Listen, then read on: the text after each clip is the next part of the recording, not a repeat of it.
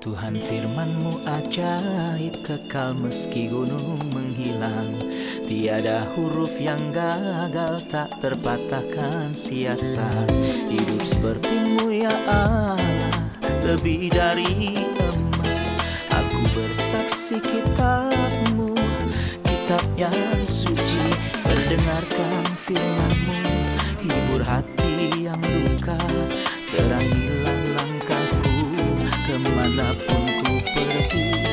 Biarkanlah firman-Mu berkuasa atasku. Ubahkanku, bebaskanku, ku mau menyenangkan-Mu. Tuhan firman-Mu ajaib, kekal meski gunungnya. Ubah dan bebaskan aku, mau menyenangkan-Mu. Selamat datang para pemirsa yang terkasih, kami menyambut Anda dimanapun Anda berada dalam episode yang baru acara studi harian kita Semua Kitab Suci, di mana kita akan mengupas seluruh isi kitab yang ada di dalam Alkitab, dari kitab Kejadian hingga Wahyu, setiap hari dari hari Senin hingga Jumat. Saat ini kita masih mempelajari kitab Kejadian, kitab pertama yang ada di dalam Alkitab. Kita masih dalam perjalanan bersama Yusuf, tokoh yang luar biasa dalam kitab Kejadian. Sangat jelas bahwa Yusuf adalah bayangan akan pribadi Tuhan Yesus Kristus dalam penderitaan dan kemuliaannya, seperti yang Alkitab katakan bahwa kesaksian Yesus adalah roh nubuat.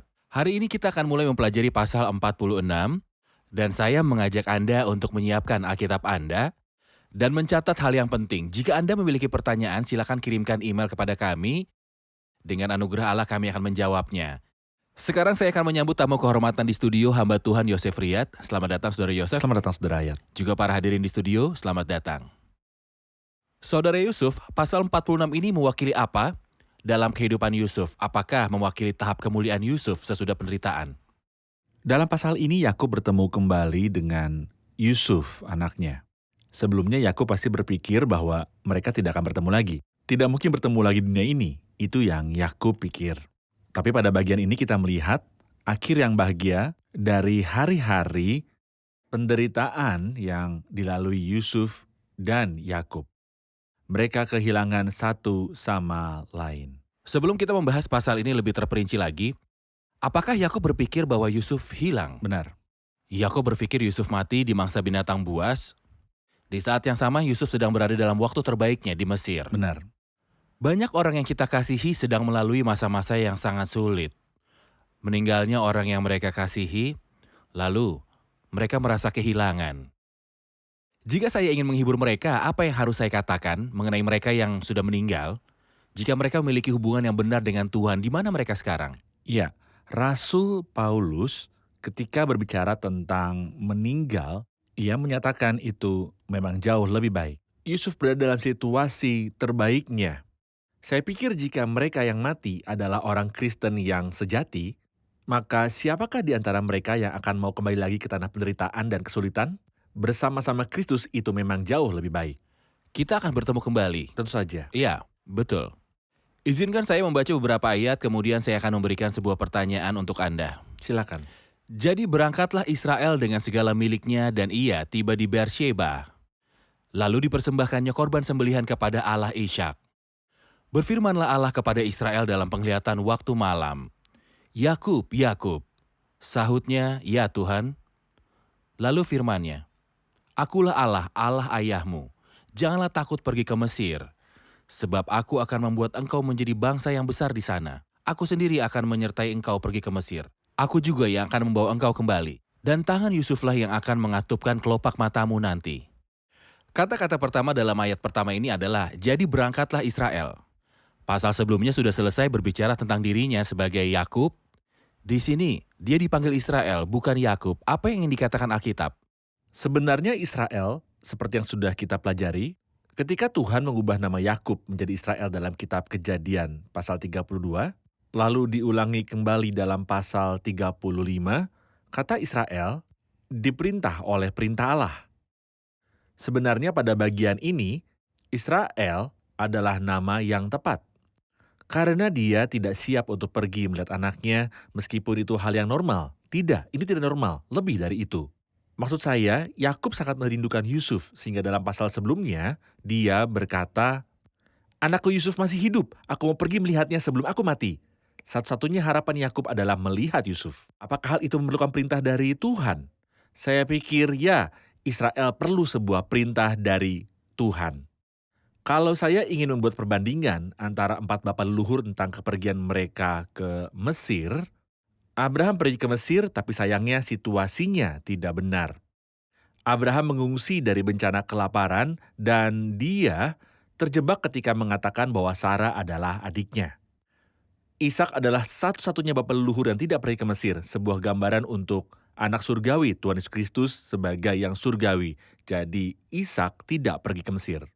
Yusuf pergi ke Mesir seperti yang kita baca pada awal pasal yang ke-39. Ini adalah rencana untuk Yusuf. Tapi untuk Yakub, dia mendapat perintah dan janji. Dia mendapat perintah untuk pergi ke Mesir. Dan sebuah janji, aku akan membawamu dari sana dan membawamu ke tanah kelahiranmu. Supaya Allah berbicara kepada Yakub dan memberinya dorongan, ada sesuatu yang dilakukan Yakub sebelumnya. Alkitab berkata, lalu dipersembahkannya korban sembelihan kepada Allah Ishak ayahnya. Mempersembahkan korban atau membangun sebuah hubungan dengan Allah selalu dilakukan sebelum Allah mulai berbicara dan menuntun. Saya pikir Yakub sedang bertanya kepada Allah, sebaiknya pergi atau tidak. Benar. Dia mempersiapkan dirinya dengan menyiapkan suasana untuk mendengar suara Tuhan dan mendengar bimbingannya. Sekarang banyak orang percaya ingin tahu pikiran dan kehendak Allah, tapi mereka tak mempersembahkan korban sembelihan atau memiliki hubungan dengan Tuhan dan ingin membuat keputusan penting, seperti keluar negeri ataupun menikah atau membuat proyek, tapi tidak tahu pikirannya Allah. Bagaimana itu? Sebetulnya saya pikir Yakub sedikit terlambat mempersembahkan korban sembelihan. Meskipun lebih baik terlambat melakukan hal yang baik ini daripada tidak melakukannya sama sekali. Ya. Seharusnya dia langsung persembahkan korban sembelihan dan bersyukur kepada Tuhan begitu mendengar bahwa Yusuf anaknya masih hidup. Yakub terlambat melakukannya. Tapi Yakub tidak mempersembahkan korban sembelihan sampai tiba ketika dia berangkat dan tiba di Beersheba. Tapi seperti yang kami katakan, lebih baik terlambat melakukan hal yang baik daripada tidak sama sekali. Seolah Yakub berkata pada Tuhan, betapa baiknya Engkau menghibur saya ketika saya mengkhawatirkan Yusuf. Yakub seolah-olah menyatakan ini pada Tuhan. Tuhan kemudian seolah menjawab Yakub dan berkata, aku tahu kamu takut. Kamu pikir-pikir untuk pergi atau tidak. Kamu bisa pergi. Bukan hanya itu, Tuhan mengatakan kalimat yang manis pada Yakub. Janganlah takut, pergi ke Mesir.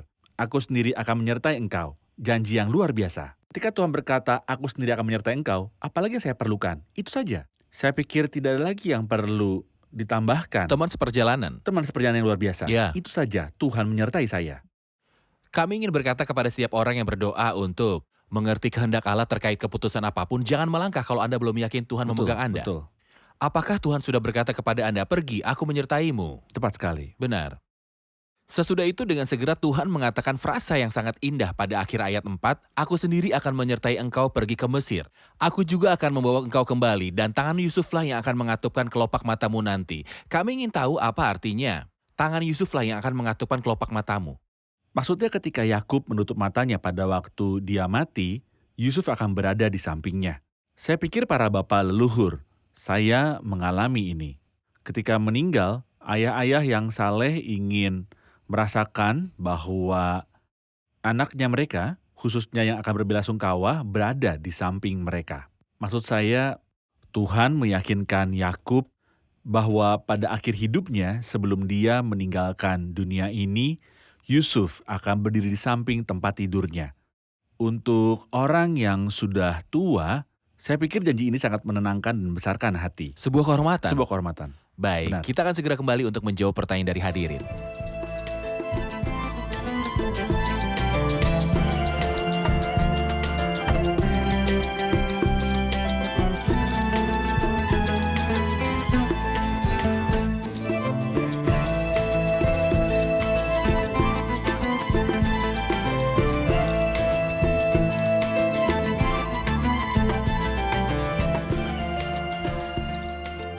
Pada ayat 12 tertulis anak-anak Yehuda ialah Onan.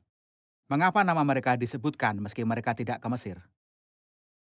Silakan. Dikatakan di ayat yang ke-12, anak-anak Yehuda ialah Onan, Shelah, nama mereka bertiga. Kemudian disebutkan Peres dan Zerah yang kita tahu lahir dari Tamar. Dinyatakan tetapi Er dan Onan mati di tanah Kanaan. Saya pikir nama mereka disebut 2 kali untuk mengingatkan kita akan 2 hal. Apakah 2 hal tersebut itu sudah disebutkan sebelumnya dalam kitab Kejadian pasal 38 tentang Er anak yang paling tua. Allah mengatakan tapi Er anak sulung Yehuda itu adalah jahat di mata Tuhan, maka Tuhan membunuh dia. Itu mengingatkan saya tentang apa yang tertulis di kitab Mazmur 34 ayat 22, kemalangan akan mematikan orang fasik.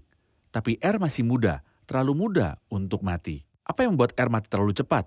Karena Er jahat di mata Tuhan. Maka Tuhan membunuhnya. Kita harus waspada. Kelihatannya kejahatan Er sudah agak berlebihan. Mengingat semua orang jahat. Mereka yang belum mati juga jahat. Tetapi karena Tuhan membunuh Er, kejahatannya dia berbeda. Kita harus ingat, setiap kejahatan dilakukan di depan mata Tuhan. Terhadap engkau sajalah aku telah berdosa dan melakukan apa yang kuanggap jahat. Tapi Onan juga memiliki masalah. Kita akan membacanya karena itu disebutkan pada pasal 38. Ketika ayahnya berkata kepada Onan, hampirilah Tamar, istri kamu itu dan lakukan tugas sebagai kakak ipar padanya. Alkitab mengatakan tetapi Onan tahu bahwa bukan ia yang punya keturunan nanti. Sebab itu setiap kali ia menghampiri istri kakaknya itu, ia membiarkan maninya terbuang supaya ia jangan memberi keturunan kepada kakaknya. Ayat ini mungkin perlu dijelaskan. Saya akan membaca dari terjemahan yang lebih jelas. Karena itu ketika dia bersetubuh dengan istri kakaknya itu, dia menumpahkan air maninya ke tanah, supaya tidak memberikan keturunan bagi kakaknya. Artinya, orang yang pertama berusaha mengontrol kelahiran adalah anak laki-laki yang jahat itu. Ia tahu bahwa keturunan itu tidak akan jadi miliknya. Ini adalah onanisme seperti yang disebutkan. Ya, karena dia tahu bahwa keturunan itu tidak akan menjadi miliknya, maka dia menumpahkan air maninya ke tanah. Itu adalah hal yang jahat di mata Tuhan. Itu juga menunjukkan pada kita pelajaran penting lainnya, saudara ayat. Tidak ada tempat di mana saya bisa menutup pintu dan tidak ada seorang pun yang melihat saya. Allah melihat saya dimanapun saya berada, kemanapun aku dapat pergi menjauhi rohmu. Kemana aku dapat lari dari hadapanmu? Kemana aku dapat bersembunyi darimu? Tidak ada tempat di dunia ini maupun di dunia yang akan datang kelak yang jauh dari mata dan pengamatan Tuhan. Lebih baik kita berjalan dengan integritas di hadapan Tuhan. Ya, Yakub pergi ke Mesir bersama dengan anak-anaknya. Peristiwa ini bagi pembaca awam mungkin dipahami sebagai usaha Yusuf membawa keluarga besarnya untuk hidup bersamanya di Mesir, untuk menyelamatkan mereka dari kelaparan. Benar. Tapi kita ingin menghubungkan perkataan yang sebelumnya sudah diucapkan, Tuhan kepada Abraham. Dikatakan kemudian, Tuhan terpujilah namanya harus datang ke Mesir untuk menjadi Israel yang sejati dan dari Mesir kupanggil anakku itu. Bisakah Anda hubungkan seluruh bagian Alkitab dalam satu sudut pandang ini? Tentu saja Yusuf ingin menyelamatkan ayahnya dan keluarganya. Dia menyampaikan hal itu kepada mereka. Yusuf seolah berkata, pergi, atau bencana kelaparan akan menimpamu. Kalian juga akan binasa, karena tidak ada makanan selama 7 tahun. Tapi seperti yang Anda katakan, itu adalah pengenapan janji dari perkataan Tuhan yang sebelumnya. Tuhan berkata pada Abraham dalam kitab Kejadian 15, Tuhan berkata, ketahuilah dengan sesungguhnya, bahwa keturunanmu akan jadi orang asing dalam satu negeri yang bukan kepunyaan mereka. Lalu Tuhan mengatakan sesuatu yang ganjil, yang belum bisa mereka lihat pada saat itu. Dan bahwa mereka akan diperbudak dan dianiaya. Sebenarnya ketika saudara Yusuf dan Yakub pergi ke Mesir, mereka sangat dihormati. Firaun berkata pada Yusuf, tunjukkanlah kepada ayahmu dan kepada saudaramu tempat terbaik untuk menetap. Firaun seolah berkata, mereka berharga di mataku karena mereka adalah saudara dari orang terkasih, yang menyelamatkan Mesir dari kelaparan. Jadi apa yang berubah? Kita baca dalam kitab Keluaran 1 ayat yang ke-8, kemudian bangkitlah seorang raja baru, memerintah tanah Mesir yang tidak mengenal Yusuf. Di sini kita melihat bagaimana Allah mengetahui masa depan sejak sebelumnya. Tidak, Allah bukan hanya mengetahui, tapi menulis sejarah. Allah tidak hanya mengetahui masa depan, tapi juga Allah yang merancang masa depan. Itulah Allah kita. Dari sudut pandang ekonomi, seperti Israel yang pergi ke Mesir, maka Kristus juga harus pergi ke Mesir. Sehingga nubuat dalam kitab Hosea 11 tergenapi. Dan dari Mesir, kupanggil anakku itu. Baik. Daftar nama-nama mereka yang pergi ke Mesir berakhir pada ayat 27. Dinyatakan di sana, jadi keluarga Yakub yang tiba di Mesir seluruhnya berjumlah 70 jiwa. Jumlah yang sama disebutkan dalam kitab Keluaran 1 ayat 5, 70 jiwa. Tapi kalau kita lihat dalam Kisah Para Rasul 7 ayat 14, Stefanus tidak menyebutkan 70 jiwa, tapi 75. Mengapa berubah ke 75 jiwa? Sebenarnya ada 3 angka dalam situasi ini. Pertama 66 jiwa, kemudian 70 jiwa, lalu 75 jiwa. Bagian mana yang menyatakan 66 jiwa dalam pasal yang sama ayat 26? Barulah ayat 27 menjelaskan bahwa mereka ada 70 jiwa. Ketika Yusuf, istri, dan 2 anaknya ditambahkan. Mereka berempat tidak datang bersama Yakub, jadi mereka baru ditambahkan kemudian. Iya. Jadi yang tiba bersama Yakub ada 66 jiwa. Kalau kita tambahkan Yusuf, istri, dan 2 anaknya akan menjadi 70 jiwa. Dari mana datangnya angka 75? Seharusnya memang 9 ditambah 66. Siapakah 9 orang itu? 9 istrinya anak-anak Yakub. Tapi mereka ada 11. 12. Apa yang terjadi dengan mereka? Istri Yusuf tidak termasuk karena dia sudah ada di Mesir. Benar. Istri Yehuda tidak dihitung karena sudah mati. Kelihatannya istri Simeon juga mati, seperti yang bisa kita simpulkan dari pasal 46. Ayat 10. Ayat 10, dia juga telah mati. Jadi kalau kita tambahkan 9 dengan 66, hasilnya menjadi 75. Sesuai seperti yang Stefanus sebutkan dalam khotbahnya terkenal dalam kitab Kisah Para Rasul 7 ayat 14. Baik, mari kita lihat ayat 28. Yakub menyuruh Yehuda berjalan lebih dahulu mendapatkan Yusuf, supaya Yusuf datang ke Goshen menemui ayahnya. Sementara itu sampailah mereka di Goshen. Kemudian Yusuf memasang keretanya dan pergi ke Goshen untuk mendapatkan Israel ayahnya. Ketika ia bertemu dengan dia, dipeluknya leher ayahnya dan lama menangis pada bahunya. Berkatalah Israel pada Yusuf, "Sekarang bolehlah aku mati, setelah aku melihat mukamu dan mengetahui bahwa engkau masih hidup." Hanya beberapa ayat tapi menggambarkan situasi yang sangat mengesankan, pertemuan antara Yakub dan Yusuf. Tolong jelaskan situasi ini. Yakub adalah orang yang sensitif, sangat emosional. Kita ingat pertama kali Yakub menangis adalah ketika Yakub melihat Rahel memberi minum kambing domba itu. Yakub mencium Rahel serta menangis dengan suara keras. Mengapa Yakub menangis? Kemungkinan besar Rahel mirip ibunya. Yakub meninggalkan ibunya tanpa tahu kapan dia akan kembali bertemu dengan ibunya. Tentu saja pasti akan terjadi ketika ia pergi ke surga ketika ia mati. Yakub orang sentimental, orang yang sensitif. Yakub mencintai Rahel sejak pertama kali bertemu. Rahel melahirkan 2 anak laki-laki, yaitu Yusuf dan Benyamin. Yakub kehilangan Yusuf lebih awal. Jadi tidak ada orang yang mengingatkan Yakub akan Rahel kecuali Benyamin. Tapi Tuhan dalam belas kasih-Nya kepada Yakub yang sudah tua, membuat Yakub melihat Yusuf di hari-hari terakhirnya. Di sini Israel berkata kepada Yusuf, "Sekarang bolehlah aku mati, setelah aku melihat mukamu dan mengetahui bahwa engkau masih hidup." Seorang ayah yang amat sangat sentimental. Tragedi yang terjadi pada Yusuf, anak yang sangat dikasihi Yakub, sangat menghancurkan hatinya. Tapi yang seperti Alkitab nyatakan, sesungguhnya penderitaan yang pahit menjadi keselamatan. Tuhan memberi upah kepada Yakub sehingga dia menangis di leher Yusuf.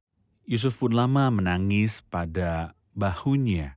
Akhirnya si ayah yang terkasih kembali bertemu dengan anak yang dikasihinya. Tentu saja ini merupakan sebuah pemandangan yang mengesankan. Baik, kita jeda sejenak dan kembali untuk menjawab pertanyaan hadirin.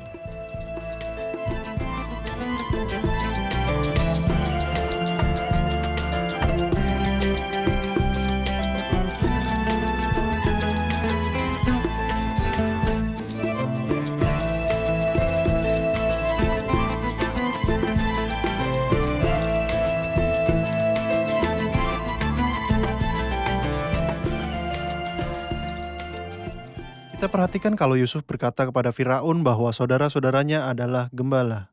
Yusuf tahu ini sebuah kekejian bagi orang Mesir, mengapa ia melakukan itu? Silakan Saudara Yosef.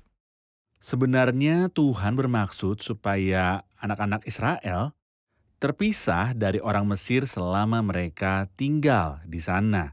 Agar tak tercampur orang Tidak Mesir. bercampur dengan orang Mesir karena hal itu mungkin saja terjadi sebab orang-orang Mesir sudah menerima Yusuf. Orang Mesir bisa saja menikahi anak perempuan Israel, begitu juga sebaliknya. Sehingga terjadi kawin campur dalam keturunan yang kudus ini. Tapi Tuhan ingin supaya anak-anak Israel menjaga identitas mereka sampai tiba waktunya. Ketika mereka keluar dari Mesir. Untuk membentuk suatu umat Allah yang khusus. Baik, Saya punya satu pertanyaan khusus. Dalam daftar orang-orang yang berangkat ke Mesir, daftar yang panjang itu, juga pada bagian lain dari Alkitab banyak silsilah dengan banyak nama. Kalau kita melihat Ya. Injil Matius 1, kita akan menemukan banyak nama, Ya. sebuah daftar Ya. nama. Beberapa pemirsa yang baca Alkitab mungkin bertanya, apa manfaat membuat daftar nama begitu bagi kita? Apakah ada nama, huruf, angka, atau kata di dalam Alkitab yang tidak mengandung arti? Sebenarnya seluruh isi Alkitab bermanfaat bagi kita. Setidaknya kita mengerti bahwa Allah memelihara setiap orang. Dinyatakan Ia memanggil domba-dombanya masing-masing menurut nama-namanya. Juga dinyatakan siapa yang menciptakan semua bintang itu dan menyuruh segenap tentara mereka keluar sambil memanggil nama mereka sekalian, oleh sebab Ia Maha Kuasa dan Maha Kuat. Sebenarnya Tuhan mengenal kita tidak hanya dalam jumlah, tapi juga mengenal nama kita masing-masing. Ketika ke-70 murid itu kembali dengan gembira dan berkata, Tuhan, juga setan-setan takluk kepada kami demi namamu. Bagaimana Kristus menjawab mereka? Jangan bersukacita karena roh-roh itu takluk kepadamu, tetapi bersukacitalah karena namamu ada terdaftar di surga. Kalau kita baca surat Ibrani 12, dinyatakan, kamu telah datang kepada perkumpulan besar jemaat yang terdiri dari anak-anak sulung Allah yang telah terdaftar di surga. Ada anak-anak yang tidak terdaftar dalam firman Tuhan, sebuah kehormatan bagi setiap orang yang namanya terdaftar di sana. Tetapi nama kita juga terdaftar di surga, atau terdaftar di dalam kitab kehidupan. Sebuah kehormatan, sebuah kemuliaan. Benar, saya punya pertanyaan terakhir. Komentar yang baik sekali dari Yusuf tentang saudara-saudaranya, ketika Yusuf berkata pada ayat 31, saudara-saudaraku dan keluarga ayahku yang tinggal di tanah Kanaan telah datang padaku. Yusuf berkata pada Firaun, saudara-saudaraku telah datang di hadapan Firaun. Bagaimana Tuhan Yesus berbicara tentang kita di hadapan Bapa? Silakan. Sebenarnya saudara-saudaranya Yusuf bukan sumber kebanggaan. Mereka adalah orang-orang yang datang untuk mencari nafkah. Mereka menunggangi keledai, tapi Yusuf tidak malu akan saudaranya. Itu mengingatkan kita akan kata-kata indah dalam surat Ibrani 2 ayat 11. Itulah sebabnya ia tidak malu. Menyebut mereka saudara, katanya, aku akan memberitakan namamu kepada saudara-saudaraku dan memuji-muji engkau di tengah-tengah jemaat. Yusuf tidak malu akan saudara-saudaranya. Tuhan Yesus Kristus dulu tidak malu akan kita dan sekarang juga tidak malu akan kita. Yesus berkata pada Maria Magdalena, pergilah kepada saudaraku dan katakanlah pada mereka hak istimewa yang diberikan Yusuf kepada saudara-saudaranya. Kristus sudah memberikan hak istimewa ini kepada kita menjadi yang sulung di antara saudara seiman. Kembali ke ayat 28, Yakub menyuruh Yehuda berjalan lebih dahulu mendapatkan Yusuf supaya Yusuf datang ke Goshen menemui ayahnya. Yehuda berada di depan, Yehuda sebagai pemimpin. Apakah di sini kita melihat sesuatu yang bersifat ekonomi, nubuatan, atau praktis? Sebenarnya terlihat bahwa Yehuda adalah orang yang khusus ketika kita membaca pasal 49, ketika Yakub memberkati anak-anaknya. Pertama, dia tidak memuji Ruben, tidak lagi engkau yang terutama. Simeon dan Lewi, aku akan membagi dan menyerahkan mereka. Ketika sampai pada Yehuda, Yehuda engkau akan dipuji oleh saudaramu. Tanganmu akan menekan tekuk musuhmu. Mengapa? Tentu saja, melihat visi karena melalui Yehuda akan datang Kristus. Kristus adalah singa yang datang Dari suku Yehuda. suku Yehuda.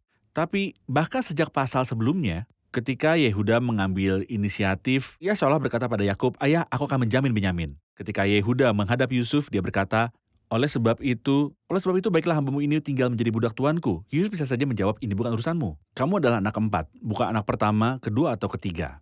Tidak, sebenarnya kelihatan bahwa Yehuda mulai mengambil kepemimpinan di dalam keluarga. Dari Yehuda kelak akan datang sang raja. Ketika kita membaca kitab 1 Tawarik, dinyatakan Yehuda, dari dialah muncul seorang raja. Jadi sudah diketahui bahwa Yehuda adalah suku bangsawan. Tentu saja hal itu jelas berasal dari Daud. Yang berasal dari suku Yehuda, kemudian anak Daud adalah singa yang berasal dari suku Yehuda. Terima kasih Saudara Yosef, Tuhan memberkati. Kita Tuhan sudah di akhir memelihara. episode, kita akan rangkum bersama hadirin. Amin. Apa yang telah Anda pelajari di episode ini? Sebelum mengambil langkah apapun, sebaiknya kita mencari pimpinan dan mendengar suara Tuhan, aku akan menyertai engkau ke tempat ini. Membahas daftar nama ketika mengupas pasal ini adalah sesuatu yang membesarkan hati karena Allah mengenal nama saya. adalah hal yang suam-suam kuku untuk minta pimpinan Tuhan terkait sesuatu yang penting. Tapi hubungan saya dengan Tuhan tidak memenuhi syarat untuk minta hal itu. Terima kasih. Tuhan memberkati Anda, Saudara Yosef. Tuhan Terima memelihara. kasih. Para pemirsa yang kami kasihi, izinkan saya meneguhkan Anda seperti Tuhan meneguhkan Yakub. Tuhan berkata padanya, "Akulah Allah, Allah ayahmu. Janganlah takut pergi ke Mesir, sebab aku akan membuat engkau menjadi bangsa yang besar di sana. Aku sendiri yang akan menyertai engkau ke Mesir. Aku juga akan membawamu kembali." Apa yang akan Tuhan katakan ketika Anda tulus? Jika Anda takut akan Tuhan, jika Anda datang pada Tuhan sebelum melakukan apapun dan berkata, "Terimalah dan pergilah bersama hamba-Mu ini," jika Anda tidak punya motivasi atau maksud pribadi, jika Anda sungguh-sungguh hanya memikirkan kemuliaan Allah dalam setiap keputusan, maka Tuhan akan meneguhkan Anda. Jangan takut, aku menyertaimu melalui semua ini. Aku akan membawamu kembali dengan selamat. Aku akan menjamin keluar dan juga masukmu. Aku menyertaimu. Seorang pribadi teman perjalanan yang sangat luar biasa. Dia ikut menanggung resiko dalam perjalanan tersebut, juga yang akan menjaga Anda sepanjang perjalanan. Pemirsa terkasih, saya meneguhkan Anda dan diri saya sendiri. Jangan mencoba membuat keputusan tanpa pimpinan Tuhan. Jangan pernah mencoba mengambil keputusan penting apapun di dalam hidup Anda tanpa bersandar pada pikirannya Allah. Tuhan berkata, "Aku hendak mengajar dan menunjukkan padamu jalan yang harus kau tempuh. Aku hendak memberikan nasihat. Mataku tertuju padamu." Pemirsa terkasih, sampai jumpa lagi di episode yang mendatang. Tuhan menyertai.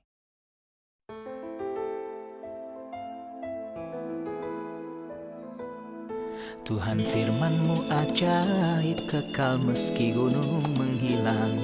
Tiada huruf yang gagal, tak terpatahkan sia-sia. Hidup seperti-Mu ya Allah, lebih dari emas. Aku bersaksi kitab-Mu, kitab yang suci. Terdengarkan firman-Mu, hibur hati yang luka. Terangilah langkahku kemanapun ku pergi. Biarkanlah firman-Mu berkuasa atasku. Ubahkanku, bebaskanku, ku mau menyenangkan-Mu. Tuhan firman-Mu ajaib, kekal meski gunung. Ubah dan bebaskan aku.